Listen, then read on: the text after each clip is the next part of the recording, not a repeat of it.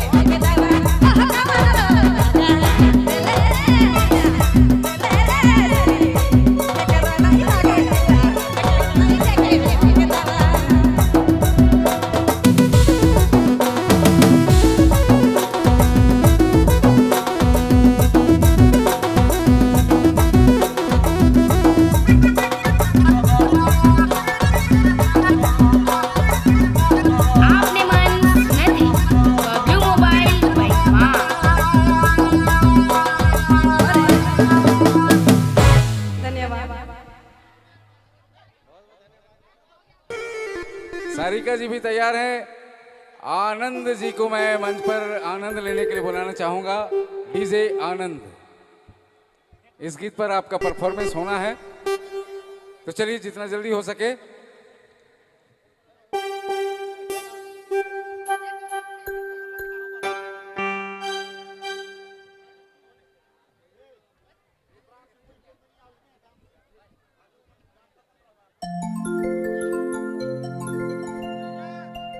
hello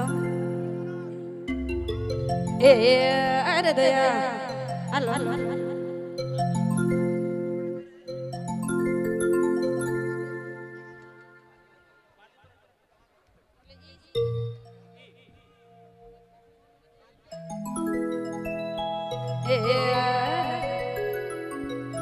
ए बाले हमारी हमें गाता जादू गाई दे